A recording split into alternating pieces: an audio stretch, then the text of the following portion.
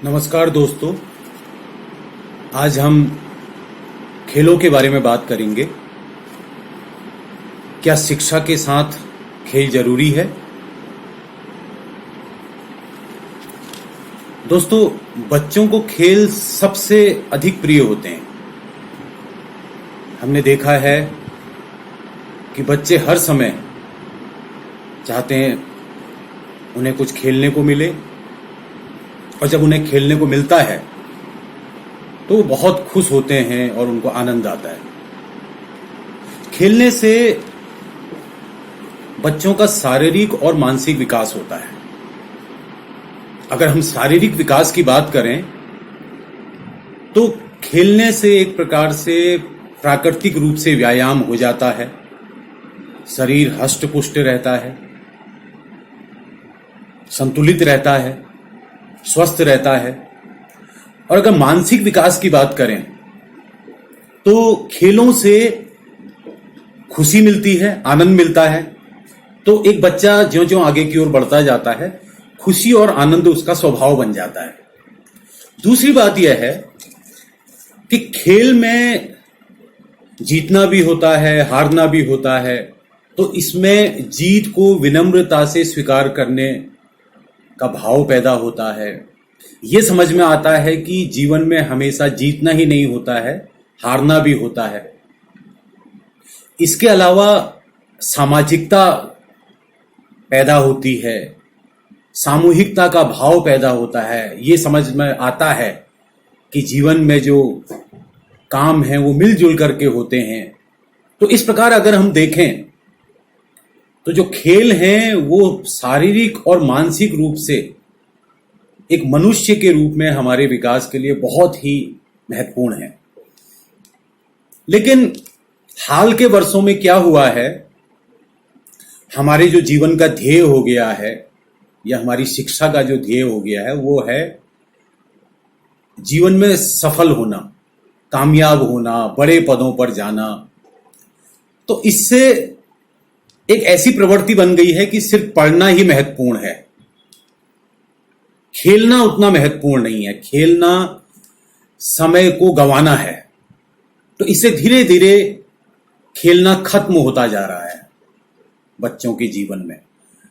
और जो हमारी विकास की अवधारणा है, हमारा जो शहरीकरण हो रहा है, अगर आप देखें तो इस शहरीकरण में, इस शहरों में बच्चों के खेलने के लिए जगह ही नहीं है।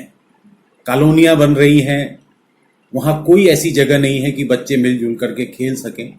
अपवाद हैं, लेकिन मोटे तौर पे ऐसे लगता है कि खेलों की जरूरत अब लोगों को नहीं है। खेल बच्चों को भटकाते हैं।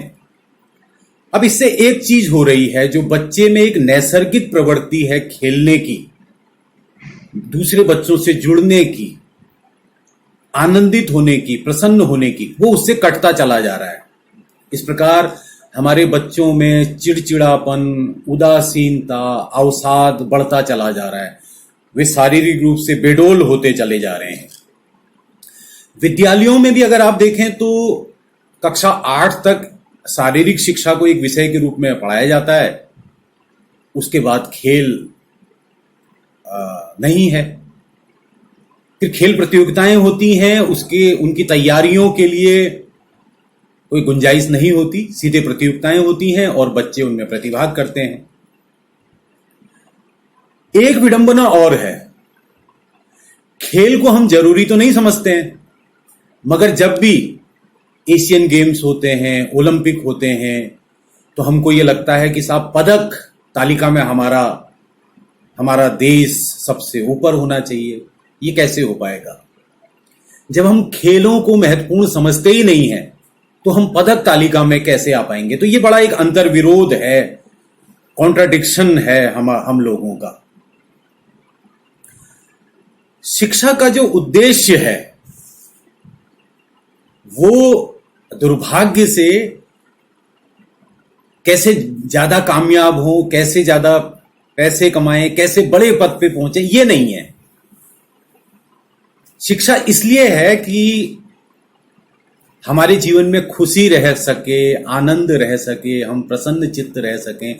और जो खुश, प्रसन्न चित्त और समझदार आदमी होगा, उसके लिए कामयाब होना, नौकरी, आगे जाके कोई समस्या नहीं होगी।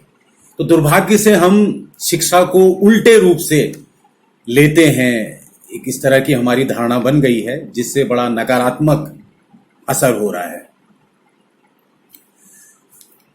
नई शिक्षा नीति की जो धारा है 4.9, उसमें अब ये प्रावधान किया गया है कि शिक्षा में कला, मानविकी और विज्ञान, इस तरह की श्रेणियां नहीं होंगी, व्यावसायिक, अकादमिक, जो अब तक बांटा गया था हमने अलग अलग वर्गों में। तो ये बात कही गई है। और एक अच्छी बात इसमें यह है कि इसमें यह कहा गया है कि शारीरिक शिक्षा, कला और शिल्प को शिक्षा में शामिल किया जाएगा। तो ये बात तो बहुत अच्छी कही गई है, लेकिन क्या हम इसको उसी तरह से स्पेस दे पाएंगे जैसे हम कुछ विषयों को ज्यादा महत्वपूर्ण मानते हैं, ज्यादा कामयाब होने वाले विषय के रूप में मानते हैं? तो ये आगे जाके देखना होगा कि जब हम शिक्षा नीति बना रहे होंगे, उसका फ्रेमवर्क बना रहे होंगे, तो क्या हम 12वीं कक्षा तक, जहां तक किशोर और एक बच्चा किशोर होता है और खेल उसको आनंदित करता रहता है, उसको शारीरिक, मानसिक रूप से समृद्ध करता रहता है, क्या हम उसको वहां तक जोड़ पाएंगे? शिक्षा नीति 2020 के बिंदु 4.8 में भी कहा गया है कि खेल का शिक्षा के साथ समन्वयन हो। यानी कि खेल इतना महत्वपूर्ण है क्योंकि वो बच्चे की प्रवृत्ति में है, इसलिए उसको कोऑर्डिनेट किया जाए सभी विषयों के साथ।